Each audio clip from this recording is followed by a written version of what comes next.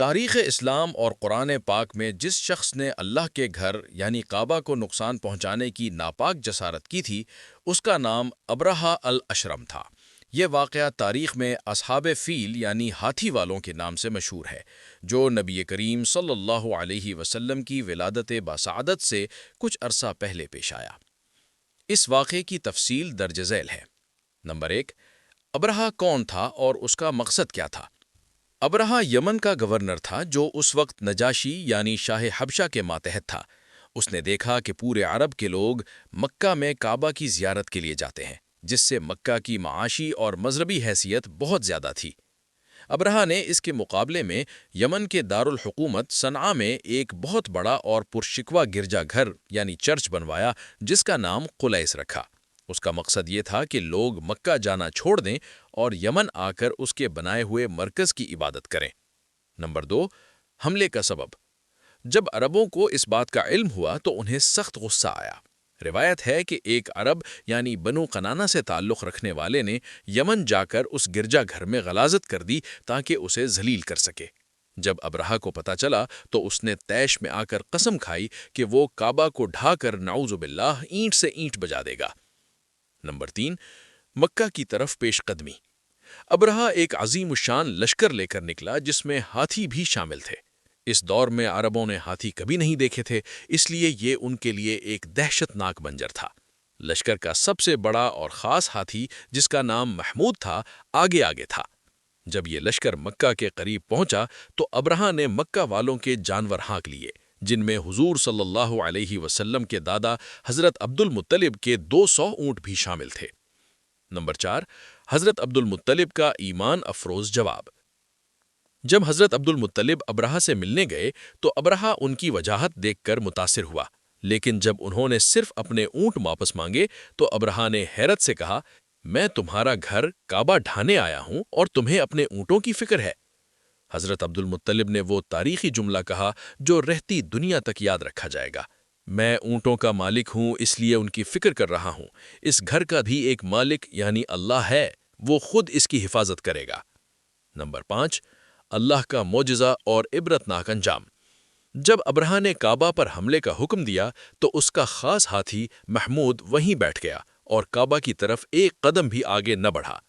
اسے کسی بھی اور سمت موڑتے تو وہ دوڑنے لگتا، لیکن کعبہ کی طرف رخ کرتے ہی وہ بیٹھ جاتا۔ اسی دوران اللہ تعالیٰ نے سمندر کی طرف سے ابابیلوں یعنی چھوٹے پرندوں کے غول بھیجے، جن کی چونچ اور پنجوں میں کنکریاں تھیں۔ وہ کنکریاں دیکھنے میں چھوٹی تھیں، لیکن ان کی طاقت کسی گولی سے کم نہ تھی۔ جس سپاہی پر وہ کنکری گرتی وہ اسے چیرتی ہوئی پار ہو جاتی۔ قرآن پاک کی بقول اللہ نے انہیں کھائے ہوئے بھوسے کی طرح کر دیا، جیسے جانور چارہ کھا کر نکال دیتے ہیں۔ نمبر 6، قرآن میں تذکرہ۔ اللہ تعالیٰ نے اس واقعے کو سورۃ الفیل میں بیان فرمایا۔ کیا آپ نے نہیں دیکھا کہ آپ کے رب نے ہاتھی والوں کے ساتھ کیا کیا؟ کیا ان کی چال کو بیکار نہیں کر دیا اور ان پر پرندوں کے جھنڈ بھیجے جو انہیں مٹی کے پتھروں سے مار رہے تھے، پھر انہیں کھائے ہوئے بھوسے کی طرح کر دیا۔ سبق: یہ واقعہ ہمیں سکھاتا ہے کہ طاقت اور تکبر کتنا ہی بڑا کیوں نہ ہو، اللہ کی تدبیر کے سامنے کچھ بھی نہیں۔ واقعہ فیل جس سال ابرہہ نے حملہ کیا، عرب کی تاریخ کا ایک اہم سنگ میل ثابت ہوا۔ اس واقعے کے بعد نہ صرف مکہ کی سیاسی حیثیت بدلی، بلکہ کئی ایسی تبدیلیاں آئیں جنہوں نے مستقبل کے لیے راستہ ہموار کیا۔ اس کے اہم اثرات اور تاریخی تبدیلیاں درج ذیل ہیں۔ نمبر 1، عام فیل یعنی ہاتھی والا سال کا آغاز۔ عربوں کے پاس اس وقت کوئی باقاعدہ کیلنڈر یا سن نہیں تھا۔ اس عظیم واقعے کی اہمیت کی وجہ سے عربوں نے اسے ایک تاریخی حوالہ بنا لیا۔ لوگ اپنی پیدائش، وفات اور بڑے واقعات کو اس سے جوڑنے لگے۔ مثلاً فلاں شخص ہاتھی والے واقعے کے 2 سال بعد پیدا ہوا۔ یہ سلسلہ حضرت عمر فاروق رضی اللہ عنہ کے دور میں ہجری کیلنڈر کے نفاذ تک جاری رہا۔ نمبر 2، حضور اکرم صلی اللہ علیہ وسلم کی ولادت باسعادت۔ سب سے بڑی اور کائنات کی سب سے عظیم تبدیلی اسی سال رونما ہوئی۔ واقعے کے تقریباً 50 سے 55 دن بعد یعنی ربیع الاول کے مہینے میں نبی کریم حضرت محمد مصطفیٰ صلی اللہ علیہ وسلم کی ولادت ہوئی۔ مورخین کے مطابق اللہ نے کعبے کو ابرہہ سے بچا کر دراصل اس ہستی کی آمد کے لیے راستہ صاف کیا جنہوں نے کعبے کو بتوں سے پاک کرنا تھا۔ نمبر 3، قریش کی عزت اور آل اللہ کا لقب۔ اس واقعے سے پہلے قریش مکہ صرف ایک قبیلہ تھے، لیکن کعبے کی غیبی حفاظت کے بعد پورے عرب میں ان کی دھاک بیٹھ گئی۔ عربوں کا خیال تھا کہ قریش پر اللہ کا خاص سایہ ہے، انہیں آل اللہ کہا جانے لگا۔ اس عزت کی وجہ سے قریش کے تجارتی قافلے پورے عرب میں بلا خوف و خطر سفر کرنے لگے، جسے قرآن نے ایلاف قریش یعنی سورہ قریش میں بیان کیا ہے۔ نمبر 4، بت پرستی کے باوجود توحید کا اعتراف۔ حیرت انگیز بات یہ تھی کہ اگرچہ اس وقت کعبے میں 360 بت موجود تھے، لیکن جب ابرہہ کا لشکر سامنے آیا تو قریش نے اپنے بتوں کو پکارنے کے بجائے صرف اللہ وحدہ لا شریک سے دعا مانگی۔ حضرت عبد المطلب کی دعا اس کا ثبوت تھی، جس سے واضح ہوا کہ لاشعوری طور پر عرب جانتے تھے کہ حقیقی طاقت اللہ کی ہی ہے۔ نمبر 5، حبشی اور رومی اثر و رسوخ کا خاتمہ۔ یمن پر اس وقت حبشہ یعنی ایتھوپیا کی حکومت تھی، جو کہ بازنطینی یعنی رومی سلطنت کے حلیف تھے۔ ابرہہ کی شکست کے بعد یمن میں حبشی حکومت کمزور پڑ گئی۔ کچھ عرصے بعد یمن سے ان کا قبضہ ختم ہو گیا اور وہاں ایرانی یعنی ساسانی اثر و رسوخ بڑھ گیا۔ جزیرہ نما عرب پر عیسائیت پھیلانے کا رومیوں کا منصوبہ ناکام ہو گیا۔ نمبر 6، کعبے کی مرکزیت کا استحکام۔ ابرہہ کا مقصد کعبے کی مرکزیت ختم کر کے اپنے بنائے ہوئے چرچ قلیس کو مرکز بنانا تھا، لیکن اس کے انجام نے ثابت کر دیا کہ کعبے کی مرکزیت کو کوئی دنیاوی طاقت ختم نہیں کر سکتی۔ اس کے بعد کعبے کی زیارت کے لیے آنے والوں کی تعداد میں مزید اضافہ ہو گیا۔ خلاصہ، واقعہ فیل محض ایک جنگی ناکامی نہیں تھی، بلکہ یہ نبوت محمدی صلی اللہ علیہ وسلم کا پیش خیمہ تھا۔ یہ اس بات کا اعلان تھا کہ اب پرانی طاقتیں ختم ہونے والی ہیں اور حق کا سورج طلوع ہونے والا ہے۔ سورۃ الفیل قرآن پاک کی وہ مختصر مگر جامع سورت ہے جو براہ راست اس واقعے کی منظر کشی کرتی ہے۔ اللہ تعالیٰ نے اس سورت میں ابرہہ کے غرور کو خاک میں ملانے کا نقشہ بہت ہی بلیغ انداز میں کھینچا ہے۔ نمبر 1، سورۃ الفیل کا ترجمہ اور مفہوم۔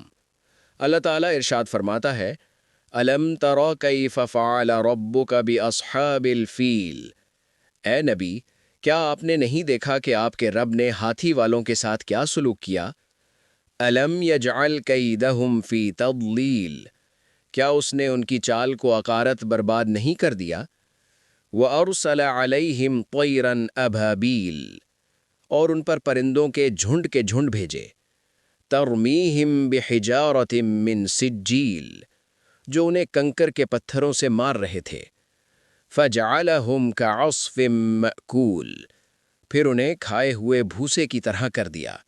تشریح: ابابیل یہ کسی پرندے کا نام نہیں، بلکہ عربی میں اس کا مطلب ہے گروہ در گروہ یا جھنڈ کے جھنڈ۔ سجیل، اس سے مراد وہ مٹی کے پکے ہوئے چھوٹے کنکر ہیں جو آگ میں تپے ہوئے ہوں۔ عصف مأکول، یہ وہ بھوسا یا چارہ ہے جسے جانور کھا کر گوبر کی شکل میں نکال دیتے ہیں۔ اللہ نے اتنے بڑے لشکر کی وقت کو اس مثال سے واضح فرمایا۔ نمبر 2، اس دور کے دیگر قبائلی حالات۔ واقعہ فیل کے وقت عرب کا معاشرہ قبائلی نظام پر قائم تھا، جس کی چند اہم خصوصیات درج ذیل تھیں۔ نمبر 1، قریش کی سیاسی سیادت۔ مکے میں قریش کی حکومت تھی اور حضرت عبد المطلب حضور صلی اللہ علیہ وسلم کے دادا قبیلے کے سردار تھے۔